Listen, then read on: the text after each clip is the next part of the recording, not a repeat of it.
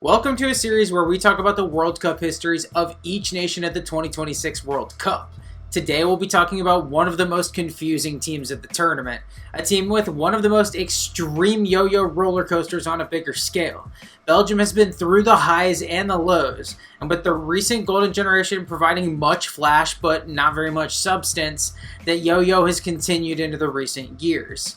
Let's waste no more time and get into the fascinating history of this national team. Our history begins at the very first World Cup, where the Belgians would be one of 4 European countries to send a team to Uruguay in 1930, after FIFA basically begged for European representation in order to legitimize the World Cup.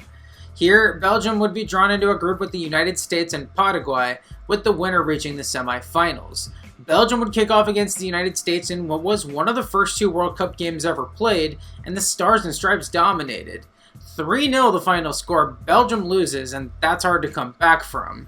The game against Paraguay was a dead rubber, but Belgium lost this one too and finished last in the group to exit their first World Cup unsuccessful. Belgium would attempt qualifying for the first time, trying to reach Italy in 1934, and they just had to not finish last in a group with the Netherlands and the Irish Free State.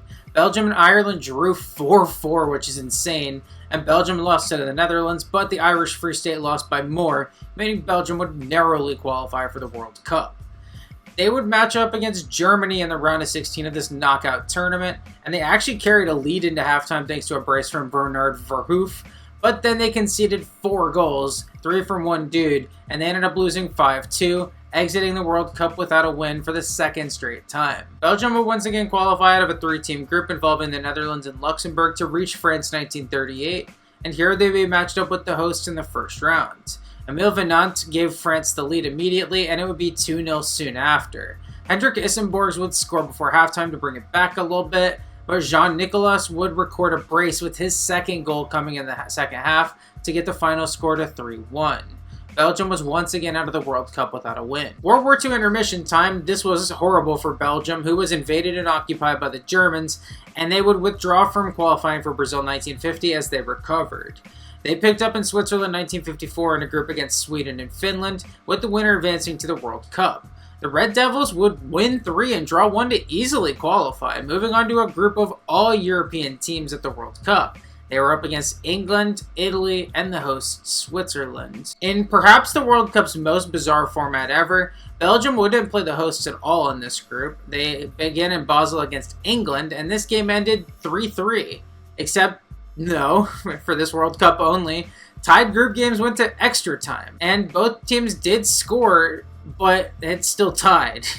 In their second and final game against Italy, Belgium would get destroyed 4-1 to be eliminated last place in the group, exiting another World Cup without winning a single game. For Sweden 1958, Belgium would have to win a group against France and Iceland to reach the World Cup, and that's tough. The Red Devils would lose 6-3 in their opening match against France and went 0-0 in their other game to finish second in the table, 2 points behind Les Bleus, and failing to qualify to the World Cup for the very first time. Qualifying for Chile in 1962 didn't go any better. Drawing with Switzerland and Sweden, Belgium would actually lose all 4 games, and they didn't come anywhere close to reaching the World Cup this time. This is the worst Belgian team we've seen up to this point, and we've reached a bit of a dark age for Belgian football. The Red Devils got a much better group for England 1966 qualifying, drawing Bulgaria and Israel, and splitting their games with Bulgaria alongside beating the Israelis twice left Belgium and Bulgaria tied at the top of the table. This necessitated a playoff between the two, and a quick 1-2 punch from Georgi Asparuhov gave Bulgaria the 2 goals they needed to finish off Belgium and eliminate the Red Devils once again. Qualifying for Mexico in 1970 saw Belgium drawn in a group with Spain, Yugoslavia, and Finland, with only the winner advancing to the World Cup. The favorites here were obviously La Roja and the Adriatic Sharks, and Belgium was nowhere in the picture. 2 wins against Finland didn't move the needle, but a 3-0 win at home against the Yugoslavs definitely helped. After drawing 1-1 at the Bernabeu against Spain, then beating La Roja in the home leg, they were basically through.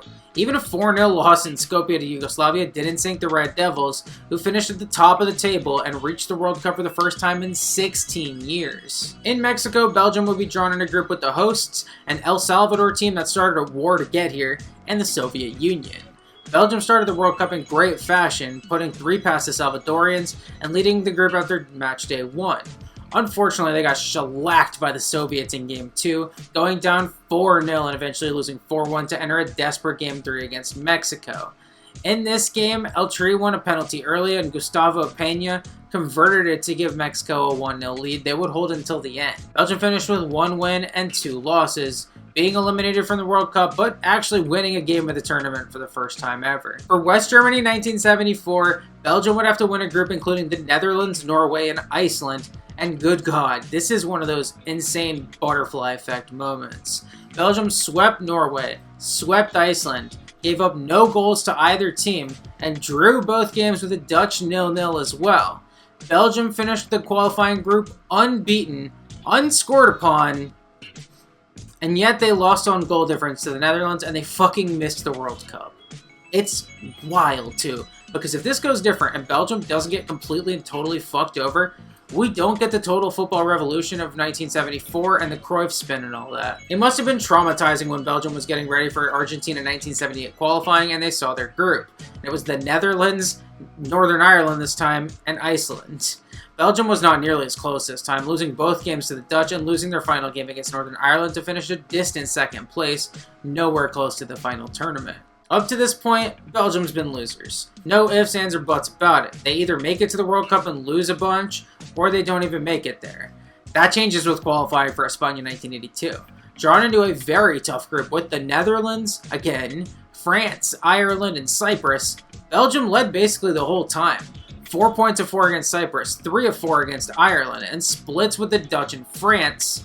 Pretty good. The top 4 were only separated by 2 points, but Belgium finished first place in the group, qualifying for the World Cup for only the second time in nearly 3 decades. In Spain, the Belgians would be drawn into a group with the holders Argentina, an El Salvador team that previously started a war to get here, and Hungary.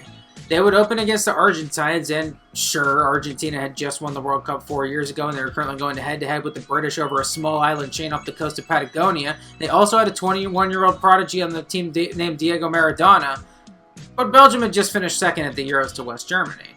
This game was pretty disappointing for especially Argentina, but neither team was really on it. Luckily for Belgium, they would score the first and only goal of the game on a nice one from Erwin van der Berg, with a good assist from Frankie Verkouteren. This was the Switzerland over Spain of this era. Nothing glamorous, but a big upset in the kickoff game of the tournament. Maybe Senegal-France is a better comparison. Either way, this was a clutch as fuck 2 points for Belgium. Somehow the game against El Salvador was even less entertaining, but it ended with the same exact score, 1-0 Belgium. A long shot from 40 plus yards out by Ludo Cook beat the Salvadorian keeper to give them the lead early, and they held on from there. And before you make fun of the goal scorer's name, the dude died in a car accident just a few years after this, so please give the man some respect and let him rest in peace. Anyways, Belgium won again to go to 4 points and put themselves in a great spot to qualify for the next round. Belgium's final game against Hungary started poorly when Josef Varga put Hungary in the lead, and they were in danger for a while, being on pace to go out until the equalizer came in the 76th minute via Alex Zerniatinsky. Tying Hungary allowed Les Diables Rouges to top the group despite finishing in third on goal difference, letting them move on to the next round, which was another group stage. In this group stage, Belgium would be in a 3-team group, with the winner headed to the semifinals, and they drew 2 teams from the other side of the Iron Curtain, the Soviet Union and Poland. These were 2 very good teams, and this is going to be a tough test for Belgium. They opened against Poland, and legitimately, they never had a chance here. Poland scored almost immediately when Gregor Lato found Zbigniew Boniek on the edge of the box, and Boniek smashed it past Theo Kusters. Boniek got 2 more through a header and through routing the keeper to make it a hat trick, and Belgium was basically out right there. In their second and final group game against the Soviets, Belgium just needed to destroy the Soviets and then hope for the Soviets to beat Poland in the last game. You know, nothing crazy, but it didn't happen, unfortunately. This was not an exciting game, and the only goal here came on a nice finish from Joran Oganessian from a pretty scuffed assist from Yuri Gavrilov, and the Soviets won the game 1-0 to eliminate Belgium on 0 points. This was still by far the best World Cup run this country had ever achieved up to this point, but this generation had a lot of football ahead of them. Qualifying for Mexico 1986 saw Belgium grouped with Poland, Greece, and Albania, and this started very poorly. A win at home against Albania was followed by 0-0 in Athens and a 2-0 loss in Tirana. Back-to-back wins at home against Greece and Poland were necessary, but needing a win in their last game in southern Poland, the Belgians would once again draw 0-0. Belgium and Poland tied at the top of the group on both points and goal difference, but Poland had more goals, and they would be the ones going directly to the World Cup. Instead, Belgium would be heading to the UEFA playoff as runners-up, and a crazy twist, they would be playing off against the Netherlands with a spot in the World Cup on the line. It cannot be understated how important this Low Countries derby was for both teams. This Dutch team is about to go win the Euro in 2 years, and the Belgian team is pretty stacked too. Match 1 in Brussels finished 1-0, with Frankie Verkouteren scoring the only goal to put the Belgians in a good spot heading to Rotterdam, even though it could have been even better considering how long Belgium had a man advantage for. Game 2 was pretty wild, with Belgium having the better opportunities in the first half, but both teams failing to score. Then the Dutch hit twice in the second half, took a 2-1 lead, and were on their way to the World Cup. This makes sense, the Dutch were absolutely brilliant in the 70s, but they fell just as Belgium rose in the 80s, but now Belgium's time is up and the Dutch are ready to re-emerge as the premier low country and a threat to lift the World Cup again. The Belgians had other ideas though. In the 85th minute, Eric Guinness would cross into the box and found substitute George Groen, who hit the free header past Hans van Breukelen to tie the playoff at 2-2 and put Belgium in the advantage thanks to the away goals tiebreaker. The stadium went dead silent. The game ended 2-2. Belgium's surprise late winner put us on one hell of a timeline because they're about to go on a wild run in the World Cup. The Red Devils' time in Mexico began in a group with the hosts, as well as debutants Iraq and non-debutants Paraguay. This is a good draw for Belgium for sure, but things did not play out quite so smoothly. They began at Estadio Azteca against Mexico, and El Tri would do their best Arsenal impression in scoring 2 first-half goals on set pieces, getting a Fernando Quirarte header off a long free kick, and then scoring off a corner via the great Hugo Sanchez. The crowd pop on the second goal was just insane. This was a good Mexico team playing with a big crowd advantage. Belgium would get one back right before halftime when Mexico's keeper came out to deal with a long throw-in and failed, giving Urban Vandenberg a free header. They weren't able to score an equalizer in the second half though, and they would lose to the hosts in a poor way to begin group play. Game 2 against Iraq in Toluca was an odd game. Belgium dominated early and reaped the rewards with an early long shot from Enzo Schifo and a penalty converted by Nico Klaassen, and they continued to dominate from here. They could have scored another goal or two if they wanted, and they probably should have. An Iraqi midfielder was sent off in the 52nd minute, giving Belgium the man advantage, and confoundingly, Iraq began to dominate after this. They hit the crossbar and soon after actually found their goal to cut it to 2-1. They could have equalized too, but Belgium would hold on to squeak out a 2-1 win and give themselves a shot to reach the knockouts. The final group game against Paraguay was for second place, and it ended 2-2. Verkouteren and Daniel Veit both scored for Belgium, Roberto Cabañas got a brace for La Albiroja, and because Paraguay drew Mexico in their other game, it was them through in second and Belgium sitting in third.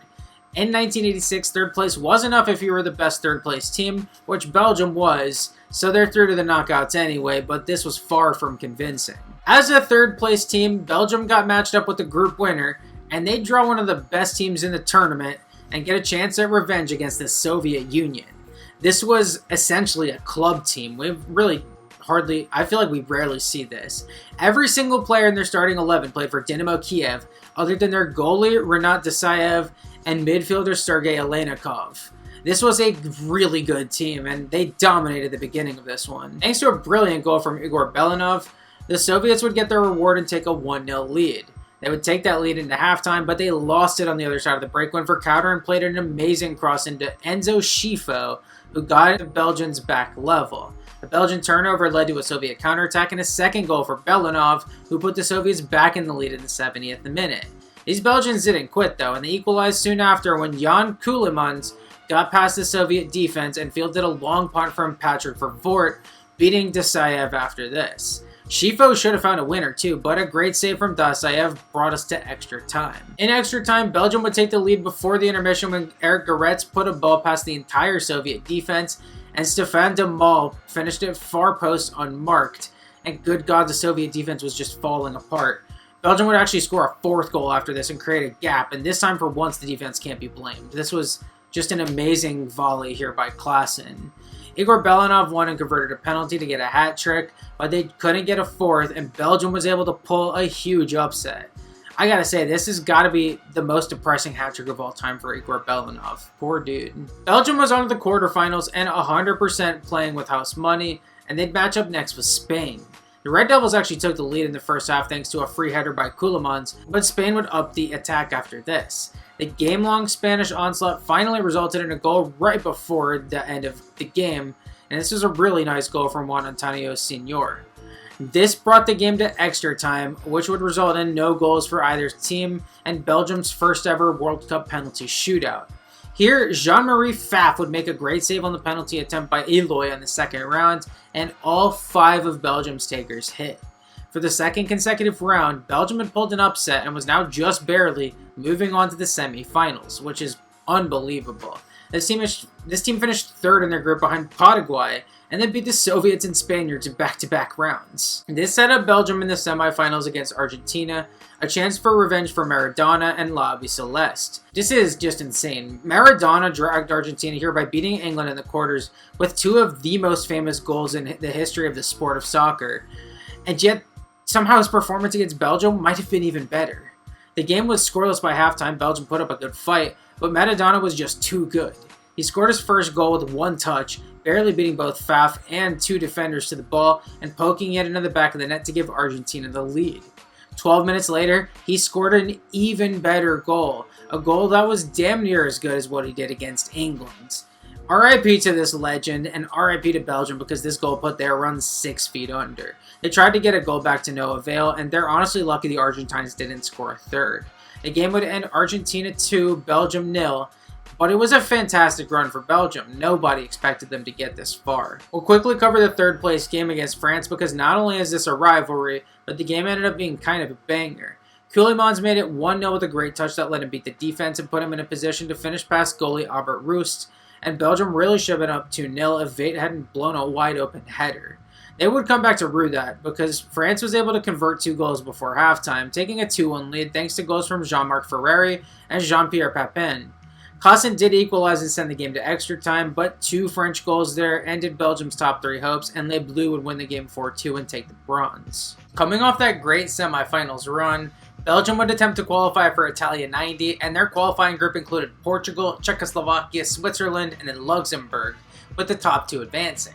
This is not an easy group, but Belgium certainly treated it like it was. Solid results throughout, including beating Switzerland and getting 3 or 4 points against their main 2 rivals here, Portugal and Czechoslovakia, allowed Belgium to coast into an eventual first place spot in this group. This got them to Italy, where they would be a pot 1 team and still somehow ended up in a group with both Spain and Uruguay, as well as South Korea. The Red Devils would open group play against South Korea, and for the first half, yep, this is Italia 90, lots of parking the bus, especially from the underdog Koreans. But Belgium would strike first in the second half when Marc de Gries punished the Korean keeper for coming out with a perfectly accurate shot from outside the box. A few minutes later, Michel de Wolf had an even better shot, beating the keeper near post with a rocket shot from outside the box, and at 2-0, the game was over. Belgium took home the 2 points, and this gave them a nice runway to get out of the group. The next game was a matchup against 2-time world champions Uruguay, and Belgium entered the tournament in style. Leigh Kleisters put the Red Devils in the lead with a great header, and Enzo Schifo made it 2-0 with an awesome shot in the 22nd minute. The coasting Belgians made it 3-0 right out of halftime with another nice goal from Jens Keulemans, and let Uruguay get all the chances from here. La Celeste converted 1, but the score finished 3-1, which in Italia 90 might as well have been 7-1. At 4 points of 4, Belgium was 1,000% through to the knockouts ahead of their final game against Spain. The final group game in Verona was only for group position, and it started with Belgium conceding a penalty and Michel converting it to give La Roja the lead. Just a few minutes later, though, Les Diables Rouges found an equalizer on a free kick from Patrick Vervoort when Spain created the shittiest wall of all time. Belgium got to enjoy that equal footing for a few minutes, and then Spain scored again, and this time they would keep this 2-1 lead for the rest of the game. Spain would top the group. Belgium was still going through in second place, but now they were going to have to play England instead of Yugoslavia. Belgium versus England round 2 in Bologna was a nice taste of Italia 90 for Belgium after they played 3 somewhat interesting games. Both Keulemans and Schifo hit the post, and that was the closest either team came to scoring in regulation. But while I've watched worse games during this project, this game was still 0-0 going into extra time. As nothing failed to materialize during this added 30 minutes, Belgium started to regret not taking advantage of their dominance, and then it got even worse. In the 119th minute, right before the shootout, Paul Gascoigne took a free kick and looped it into the path of substitute David Platt, who became an unlikely England hero by winning the game for them with one of the last kicks of the game. This was a devastating loss for Belgium, who looked like one of the best teams in the world once again, and Enzo Schifo had become an absolute menace, but the Belgians were going home while England would stick around to become the new 4th placers. For USA 94 qualifying, Belgium would be drawn into a group with Czechoslovakia, who would break up before qualifying began, along with Romania, Wales, Cyprus, and the Faroe Islands, and this was a good campaign. Starting with 2 wins against bottom feeders, a road win in Prague opened the door for a dominant campaign. A credible win at home against Romania, another one against Wales. They put in such good results at the beginning of the campaign that it didn't even matter their results slowed down a little. There was some danger going into the last match day where a home loss to the Czechs and Slovaks combined with a Romanian win in Cardiff would knock them out. After leading the group all campaign long, luckily Belgium got the 0-0 draw they needed to still qualify for their 4th straight World Cup. In America, Belgium would get pot 1 privilege once again, drawing a familiar foe in the Netherlands, as well as both Morocco and Saudi Arabia out of the Arab world. The first game against Morocco was in Orlando, the happiest place on earth, except during the middle of June where it's just hot as fuck. Belgium would take an early lead when Luc Nils crossed it into marked degrees, and he was able to beat the Moroccan keeper to make it 1-0. They then clung to this lead as tightly as they could, holding out and missed multiple great opportunities for the North Africans. Michel Prudhomme had 2 amazing saves, and Belgium would hold on to the 1-0 win in the heat and humidity to get off to an amazing start in the group. Next up was another edition of the Low Countries derby against the Netherlands, once again in O-Town in the horrible Floridian heat and humidity. The Dutch dominated chances and possession in this game, but it was the Belgians that took the lead against the run of play midway through the second half on a corner where defender Philippe Albert would finish past both the keeper and Jan Wouters on the line. The Red Devils will hold out from here, with Prudhomme making another great save to finish off his 2nd clean sheet in a row to start the tournament, and this team must have felt like they were in fantasy land. Unfortunately, Belgium would leave Orlando and their luck would evaporate in Washington.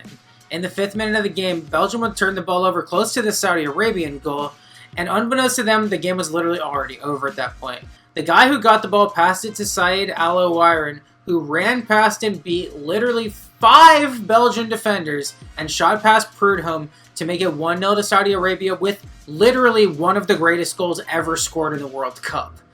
What the fuck? Saudi Arabia was in their 1st World Cup. This is not how the script was supposed to be. The rest of the game saw Belgium assault Mohamed Al Daya's goal and blow every single opportunity. And even the Saudis had a few good opportunities at the end of the game to put the game out of reach at 2-0. But after one of the most entertaining games to ever finish with a scoreline of 1-0, this game finished with a scoreline of 1-0, and that was horrible for Belgium. Yes, 6 points was enough for Belgium to qualify for the knockouts with the best record of the 3rd place finishers for the 2nd time in 3 tournaments. That's definitely a Doofenshmirtz meme, I'll give it to y'all, but Jesus Christ. This team was on 6 points of 6 entering a game against Saudi fucking Arabia, and they lost and dropped to 3rd. If that doesn't sound like a big deal, look at the knockout draws for the Group F qualifiers. The Netherlands, who won the group, drew the Republic of Ireland, a tricky team to be sure, but a team the Dutch would be favored against and eventually beat. Saudi Arabia, the 2nd place team, would end up in a very winnable matchup against Sweden, even though they would end up losing. Belgium had to play the defending champions Germany. In the first game of the knockouts, Belgium would meet their neighbors in Chicago and played a goal fest. And old Rudi Voller scored early to give the Germans the lead, but George Grun, that guy again, scored immediately after to equalize, only for Germany to retake the lead immediately through Jurgen Klinsmann on a great 1-2 with Voller. Germany would score a 3rd before halftime on a corner via Voller, and that should have been enough for them to win comfortably.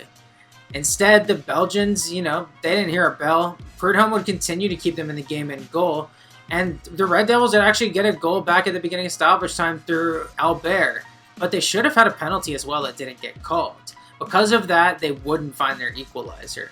The Belgians had put up a valiant effort, but they would fall at the hands of the holders. We move towards France 98 and the 32-team era as Belgium is drawn into a qualifying group with the Netherlands, what the fuck, along with Wales, Turkey, and San Marino. In this group, Belgium would lose both Low Countries derbies, which is not great, but wins in their other 6 games meant they still finished 2nd place in the group and qualified for the World Cup anyway. They're 5th in a row now.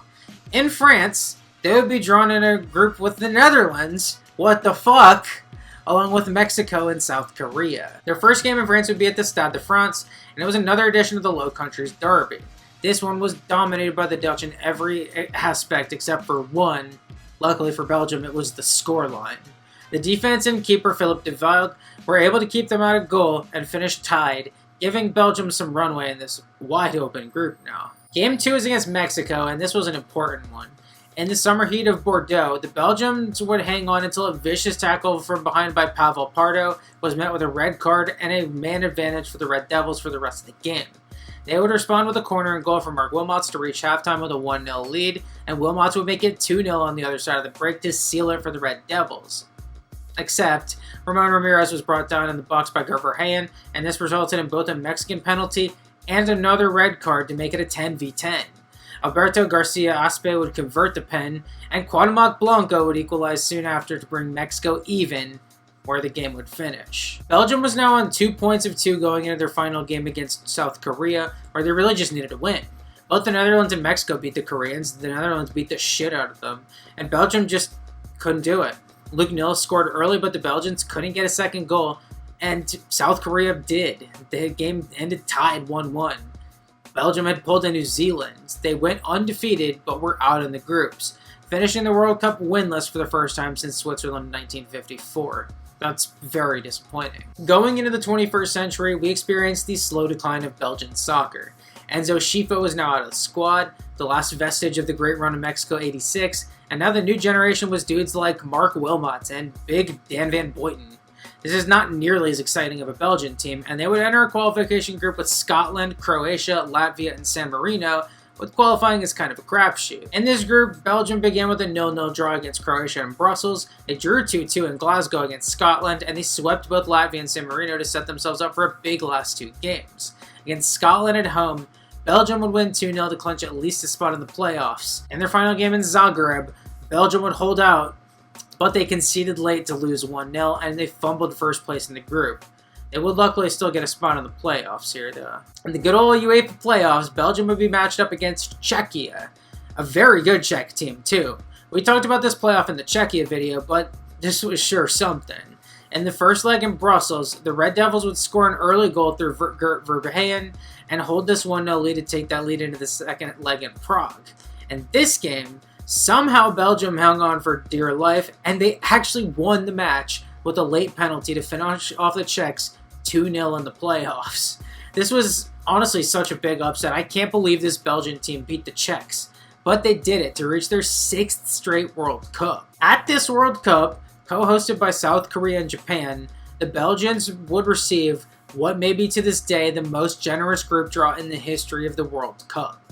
Belgium, as a generic pot European team, drew co-host Japan out of pot 1, a team who had never gotten a single point in the World Cup. Russia, a team who had not accomplished anything post-Soviet collapse, and Tunisia, a team that usually isn't a big threat on the world stage. It was called the Group of Life for a reason. This is, like I said, probably the easiest draw in the World Cup ever, and Belgium got probably the favorites to win this group. I mean, they had to be. In their first game in Saitama against the co-hosts, a scoreless first half turned into an amazing second half that began with Mark Wilmots hitting a fucking bike to put Belgium up 1-0. If I was a Japanese fan who waited years for this moment to co-host the tournament, and this happened, old-ass Mark Wilmots hitting a bike on my team, I'd be fucking suicidal. But Japan did get their equalizer on a long ball and a great finish by Takayuki Suzuki. After Japan then took the lead on a nice run and goal by Junichi Inamoto, Belgium was staring down the barrel of a bad loss. They would get their own equalizer, though, when Eric Van Meer popped the ball behind the defense and found Peter van der Heyden to cap up a 2-2 game that was just wild. Game 2 against Tunisia in the tropical heat of Oita started well, with Wilmot scoring again to put the Red Devils in the lead. But the Carthage Eagles equalized soon after with a great free kick from Raouf Bouzayeni. Both teams had opportunities after this, but the game ended in a 1-1 draw. This means Belgium had drawn their last 5 group games between this World Cup and the last one, and they now needed to beat Russia in the last game to qualify for the knockouts. Game 3 against Russia and Shizuoka was for everything. Belgium started it really well with a nice free kick goal from Johan Wallon. They held this lead until halftime, but gave it up on a sloppy defensive play and were back in an elimination position. This held until the 78th minute, when the Belgians got their goal they needed on a corner, scored by substitute Wesley Sonk. Wilmot scored a great goal just a few minutes later, and that sealed it. Russia would get one back before the end of the game, but Belgium was moving on with their first win since the Low Countries derby back in USA '94. Unfortunately, with Japan winning the group, Belgium would draw Brazil in the round of 16. That's not cash money at all. Now, what you may not remember about this game if you haven't gone back and revisited the fucking 2002 World Cup anytime recently, shame on you if that's true, by the way, you uncultured swine, Belgium was legitimately the better team for large stretches of this game. Mark Wilmots was somehow the best player on the pitch at 33 years old, and some questions need to be asked in response. If it weren't for multiple wasted opportunities, Belgium would have had a lead before the 67th minute, but they didn't. So when Rivaldo fired off an awesome shot on the turnaround volley, and the ball deflected off a Belgian defender and into the back of the net, it gave Brazil a lead they really didn't deserve. Ronaldo would score a few minutes from the end of the game to make it 2-0 and finish off the Belgians, but what a game played by the Red Devils on their way out of the tournament. They really shouldn't have even been here. The fact that they went on such a good run, despite the talent disadvantage, really shouldn't be looked down upon. Unfortunately, this was one last gasp for a country about to enter a serious footballing dark age. You know what though? They got the Fair Play Award. It's not all bad. We entered qualifying for Germany 2006, and good God. First of all, the draw. They end up with Spain, Serbia, Montenegro, Bosnia and Herzegovina, Lithuania, and San Marino, and while there have been harder qualifying groups in this era, this is not ideal. It started with a 1-1 home draw against Lithuania, a country that primarily plays basketball. That's not good. A 2-0 loss to both Spain and Serbia and Montenegro, the latter at home, and now Belgium's going to be playing catch-up for the rest of this campaign. This started well. They beat Bosnia 4-1, and they beat San Marino on the road, but then a 0-0 draw in Belgrade wasn't a horrible result, but they probably needed the 3 points here. Then Belgium loses in Zenica to Bosnia, and at this point, with 3 games left to play, they literally sat fucking 5th, only ahead of San Marino. For a long-time soccer fans at the time, this had to have been shocking. Belgium hadn't missed a World Cup since the 70s, but here they were, 5 points out of a spot and basically eliminated already. They put 8 past San Marino, but then lost to Spain at home and bookended their campaign with another draw against Lithuania. Belgium would finish in extremely disappointing 4th place, nowhere close to the World Cup, and completing a pretty epic fall-off in 4 years. It's South Africa 2010, and Belgium's trying to make it back to the promised land. In order to do so, they'd have to finish top 2, and a group with Spain again, Turkey, Bosnia again, and then Armenia and Estonia. This wasn't an easy group either, but Belgium would start well, beating the bottom 2 teams in the group, and then getting a draw in Istanbul to start off with 7 points of 9. Then the bottom fell out. They would drop a point at home against Spain when David Villa found a late winner to take all 3 points. After losing home and away to Bosnia, though, the campaign was truly dead. With only a win against Turkey in the second to last game in the group, Belgium would finish with a mere 10 points. Only 3 points from their 7 last matches, and they would finish a distant 4th place. Nowhere near the World Cup for the 2nd consecutive tournament. This last decade or so for Belgian football has been rough, but there's light at the end of the tunnel. There are some talented players that are coming of age around this time, and more importantly, an unbelievable golden generation is around the corner. As someone who was seriously getting into soccer during this time, it felt like every day I was discovering a new young Belgian player and being like, what the fuck, these dudes are going to be a serious problem soon. Belgium would attempt to reach Brazil 2014 in a group with Croatia, Serbia, Scotland, North Macedonia, and Wales. Stuck in a group with a bunch of Balkan and British teams, Belgium would break out here out of nowhere. A win in Cardiff to start the campaign was good, sure. Drawing Croatia at home is an okay result, but then this team took off like a rocket. 3-0 in Belgrade, whoa. 2-0 at home against Scotland, 2-0 in Skopje, 1-0 in the return leg against North Macedonia, 2-1 at home against Serbia, 2-0 in Glasgow. Where did this come from? I knew this team was glowing up, but Belgium went from 4th place in back-to-back qualifying campaigns to running away with a pretty competitive group. They would clinch their qualification to the 2014 World Cup with a 2-1 win in Zagreb against a very good Croatian team, and they would reach the World Cup for the first time in over a decade. So, what changed? Literally everything. This new generation that came in was pretty goddamn good, it turns out. Belgium produced multiple good defenders during this time, with Vincent Kompany being the crown jewel, but other solid players like Jan Vertonghen, Toby Alderweireld, and Thomas Vermaelen if he wasn't always fucking injured. Combine that with skilled players like Dries Mertens, Axel Witsel, Kevin Morales, Moussa Dembele, and pre-washed Marouane Fellaini, who people forgot was kind of goated in his prime. This was a good squad that has talented enough to bring Belgium back to the promised land, even without one of their better strikers, Christian Benteke. Now, these guys were solid, but they weren't why people like me were so excited and wouldn't shut the fuck up about the upcoming Belgian golden generation. No.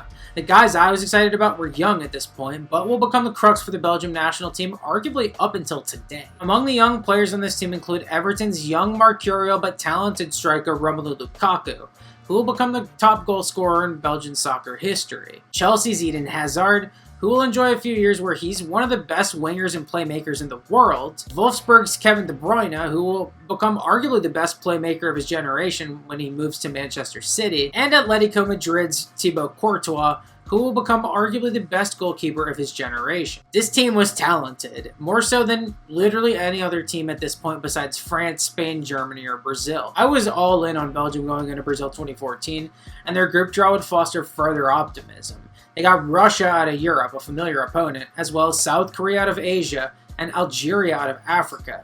This was a very good draw for Belgium, giving them all the runway they needed to win the group and reach the knockouts. Game 1 in Belo Horizonte was against Algeria, and this happened while I was away on vacation, as I've documented in a few videos on this series. I was on a 7-day cruise, which meant I missed out on a whole week of World Cup action, and have only been able to go back and watch these games after the fact. The one exception to this was Belgium versus Algeria, because that was on one of our cruise's stops in Key West. The other stops were in the Bahamas, no AT&T service there for a Yank like me, but Key West is in Florida, so I was able to keep up with this one despite not still being able to watch. Even still, not being able to watch, this game took me on a trip. The first big opportunity of the game actually came to Algeria, with their star player Sofiane Feghouli getting past Jan Vertonghen on the counter. This was some diabolical defending from Vertonghen, who lagged in marking Feghouli and made up for it by pulling him down in the box, conceding a penalty that Feghouli would then convert to give the Phoenix the unlikely lead. This was a horrible start for this much-hyped Belgian team. The game went to get to halftime 1-0 Algeria, and the Red Devils were chasing the game throughout the second half. They finally found their equalizer in the 70th minute, with KDB whipping in a cross that found Fellaini for the header, and Belgium's first World Cup goal since 2002.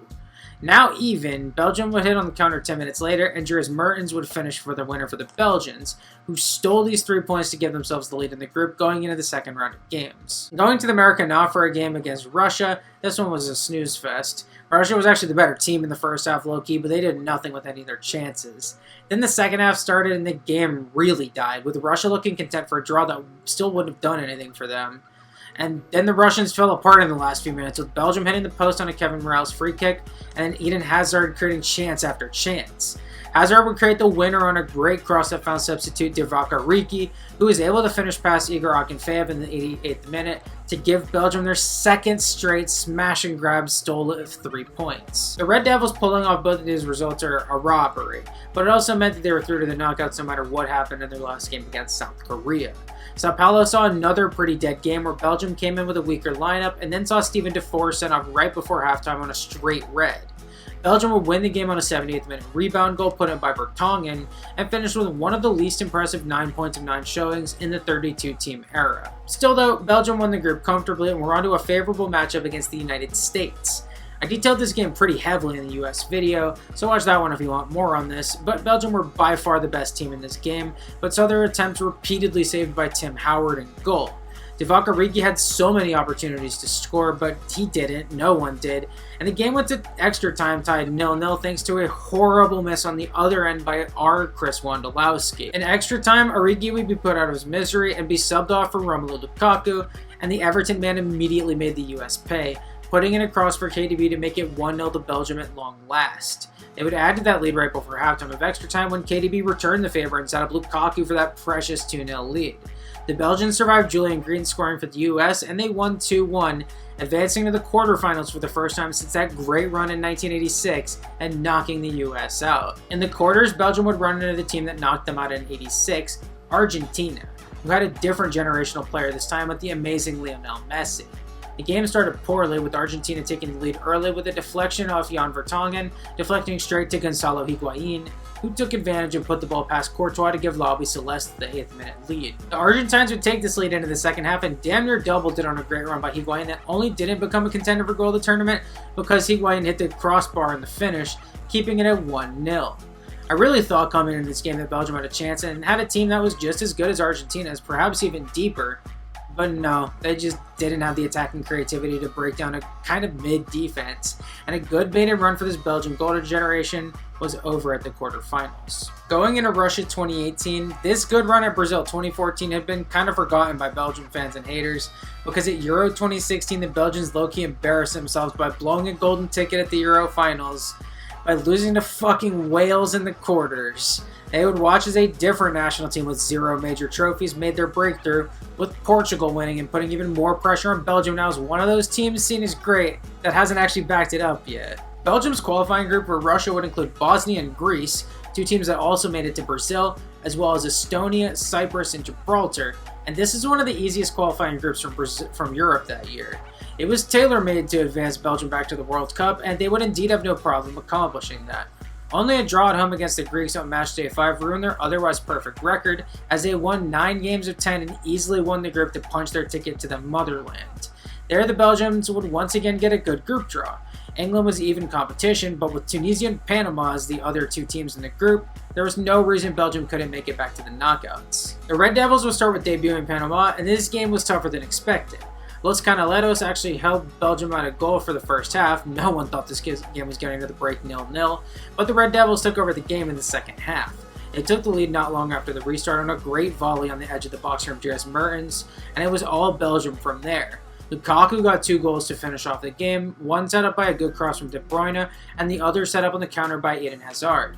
The game ended 3-0. It was a not very big first test for Belgium, and they passed it with somewhat flying colors, I guess. Belgians knew a win against Tunisia, and their second game would get them through to the knockouts no matter what happened against England, and they would come out firing. We just talked about this game in Tunisia a couple days ago.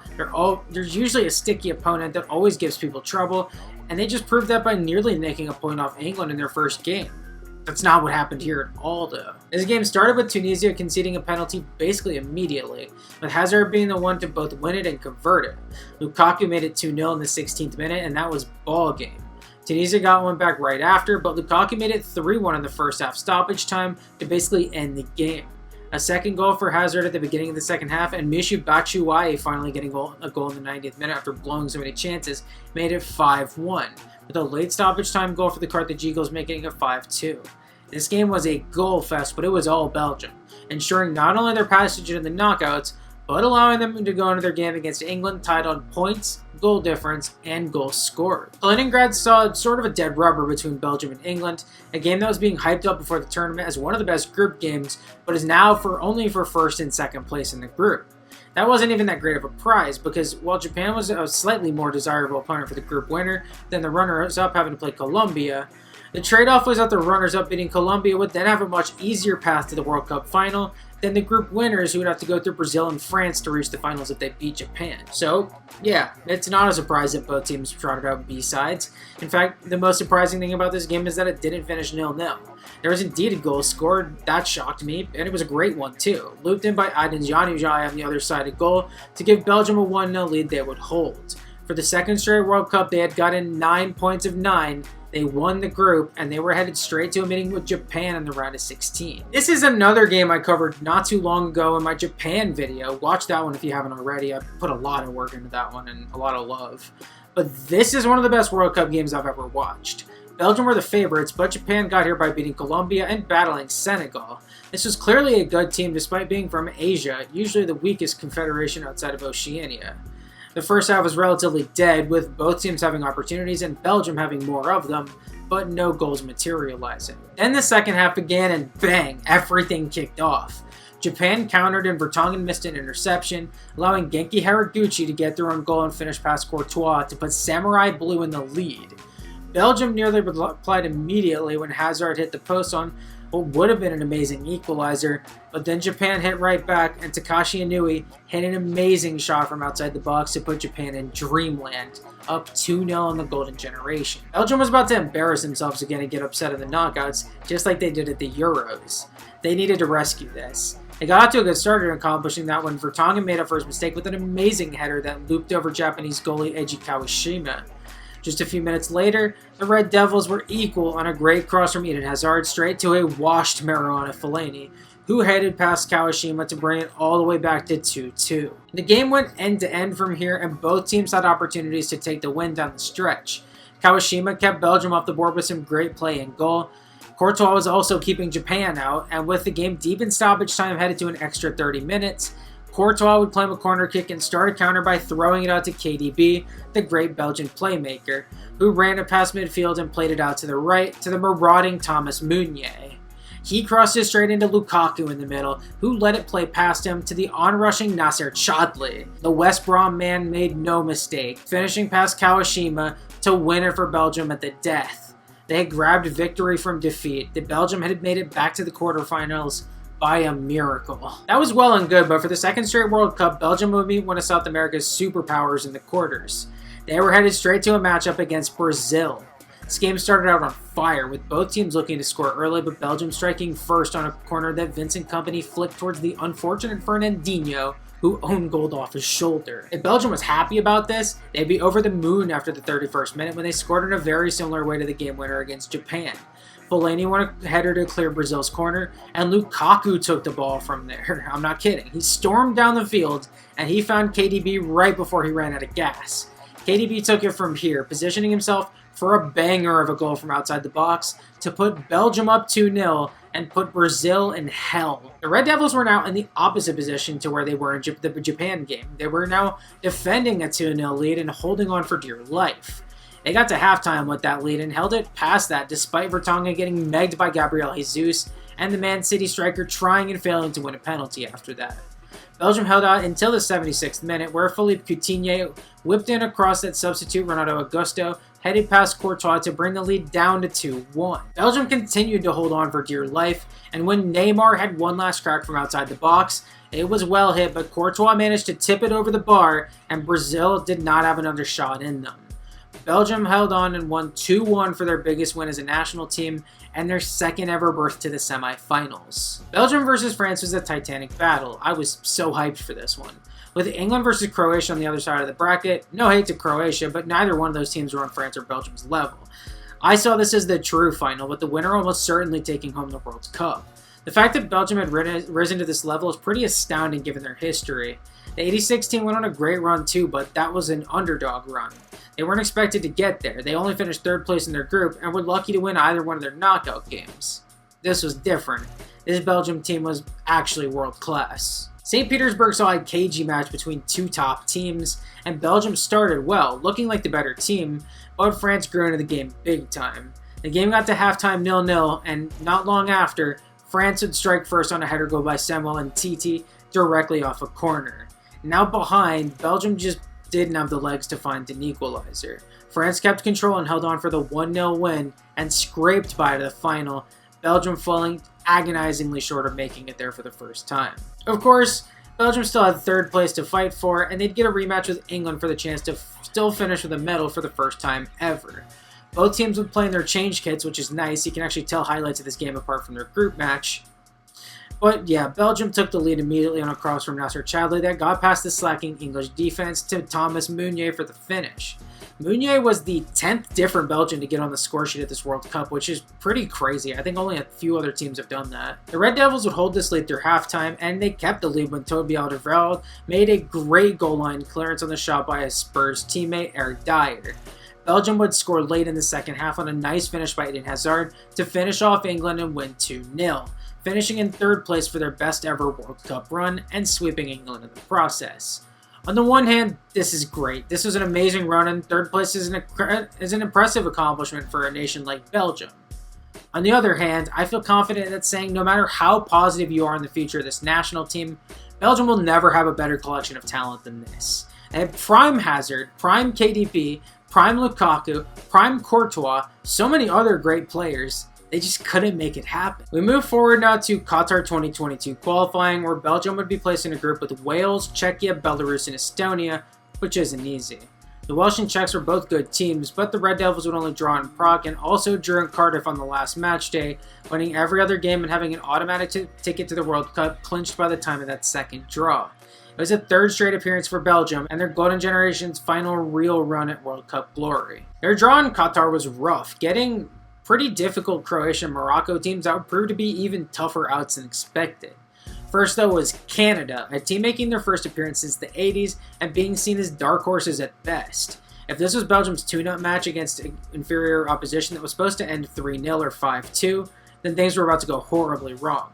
Canada won a penalty early on a handball by Yannick Carrasco, and only a great save by Courtois in the ensuing attempt from Alphonso Davies kept the score level. Canada continued to dominate the rest of the first half, and only their wastefulness in front of goal ensured the score was 0-0 still when Belgium scored against the run of play at the end of the first half thanks to Michy Batshuayi hitting past Milan Borjan. Canada continued to attack in the second half but couldn't find the equalizer they deserved, giving Belgium a 1-0 win that inspired absolutely zero confidence in this team. I was open-minded to the chances that Belgium could go on another run at this World Cup, given they were strong at the Euro just a year before. After this, though, I was hopping off this sinking ship. I'm not the only one either. Kevin De Bruyne, the heart and soul of this team on the pitch, famously said they had no chance to win the World Cup after this game, and that's not really a good place to be. Next up was Morocco, and this has become the most infamous World Cup game in Belgium national team history. The Atlas Lions looked like the better team throughout the first half and nearly scored right before halftime if not for an offsides call by VAR. Still, this Belgian team was clearly vulnerable, and they got in the 73rd minute when Abdelhamid Sabiri took a free kick and got it in the box towards Romain Saiss, who headed past Courtois to give Morocco the lead. With Hakim Ziyech setting up a stoppage time goal for Zakaria Aboukal to make it 2-0, it was over. Belgium had been upset by the North Africans and now had to beat Croatia to stay in the World Cup. This Belgium versus Croatia game was being hyped as a match between two teams that reached the semis of the previous World Cup, and now it was for survival. If Belgium beat Croatia, they would be through and the Checkers would almost certainly be out.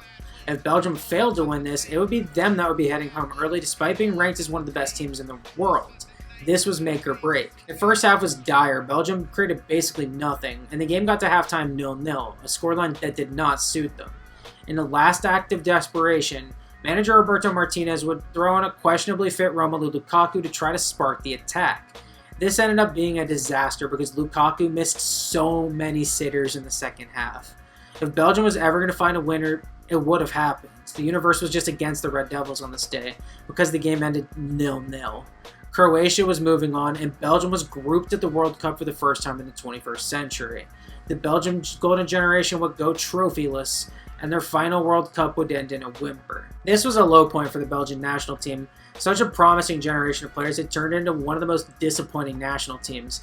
And even though both Morocco and Croatia had great runs at this year's event, all Belgian fans would be super disappointed that this team couldn't even get to the knockouts. Belgium would have another disappointing run at Euro 2024, finishing second place in a joke of a group and losing to France in the round of 16, and this sets the stage for qualifying for North America 2026. Their group draw would give them Wales, North Macedonia, Kazakhstan, and Liechtenstein. A weak group considering everything. Drawing both games against North Macedonia wasn't great, and it's never a good sign to be dropping points in Astana against the mighty nation of Kazakhstan. But a clutch sweep of Wales let Belgium win the group on the final match day thanks to a 7-0 home win against Liechtenstein. This got them back to the World Cup for a fourth time in a row, and everything feels different now. After a few disappointing tournaments in a row, Belgium's definitely going into this World Cup with the least noise around the national team since probably all the way back in the Dark Ages. But precisely because of that, I think Belgium's honestly a great buy low candidate at this year's event. They have a young new generation of players in, led by guys like Jeremy Doku and Leandro Trossard, who have already become stars. Some of the old heads are still here too, including Courtois, Lukaku, and De Bruyne, as well as a 37-year-old Axel Witsel. It's random as fuck. But these guys are trying to go out with a bang. They're definitely not going to win the World Cup this year, but why can't they have one last good run? The group draw definitely doesn't hurt either. Belgium got Egypt out of Africa, Iran out of the Middle East, and then New Zealand in the middle of the Pacific Ocean. All things considered, this might be the weakest group in the history of the World Cup as of this point. There is absolutely zero reason Belgium shouldn't win this group, and if they somehow get eliminated at the groups again, it will be probably the most embarrassing showing in the history of the World Cup. Thank you all for watching this diagnosis of what went wrong for the Belgian golden generation, along with a whole lot of history before that as well. Belgium has one of the most fascinating national team histories, seeming to oscillate between being big old losers and being completely off the radar, but going forward it really could be any which way. I'd love to see the Belgians shed their label as major tournament chokers, but something tells me we're going to have to wait a while before we ever see a Belgian team as good as the mid-2010s boys were. This was video number 25 of 48. We're now over halfway done, and we've got some breathers in the next few days. Tomorrow we talk about a team that should have a ton of history at the World Cup and yet have been basically a footnote up until recently. We'll talk about Egypt and Mo Salah and a whole bunch of failure. Subscribe, keep watching, love y'all.